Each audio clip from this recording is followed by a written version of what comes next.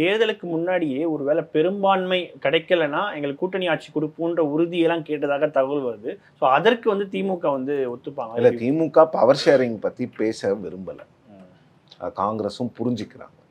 ஒருவேளை நாளைக்கு பவர் வந்த பிறகு ஏதாவது அதை பற்றி பேசலாமாங்கிற டிஸ்கஷன். இன்னொன்று திமுகவில் என்ன கேட்குறாங்கன்னா, பவருக்கு வந்த பிறகு தானே கேட்கணும். அதை இப்போவே அந்த டிஸ்கஷன் ஏன் பண்ணுறீங்க? அது ஏடிஎம்கே பிஜேபியில் கூட பெருசாக அதை டிஸ்கஸ் பண்ண மாட்டேங்கிறாங்க.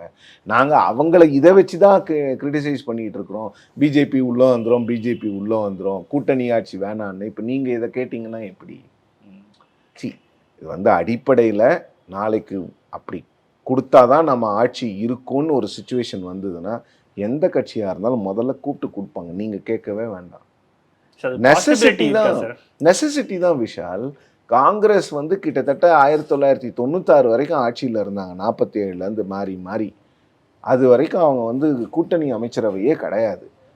அதுக்கு பிறகு பாஜக வந்து ஒரு கூட்டணி அமைச்சரவை அப்படிங்கிற ஃபார்முலாவை சக்ஸஸ்ஃபுல்லாக இம்ப்ளிமெண்ட் பண்ணி வாஜ்பாய் வந்து ஒரு டென்யூர் 1 வருஷமோ இன்னொரு டென்யூர் 5 வருஷமும் கம்ப்ளீட் பண்ணுறாரு. காங்கிரஸில் யோசிக்கிறாங்க, சோனியா காந்தி தலைமையிலான காங்கிரஸ் பிஜேபி பண்ணும்போது நாம் ஏன் பண்ணக்கூடாது, பண்ண முடியாதுன்னு திமுக போன்ற கட்சிகளை ஒருங்கிணைந்து யூபிஏன்னு ஒரு அலையன்ஸை ஃபார்ம் பண்ணுறாங்க.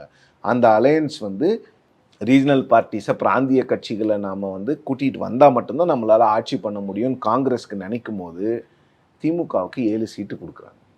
7 மந்திரிகள். திமுகவுக்கிட்ட இருந்த எம்பிகள் 15.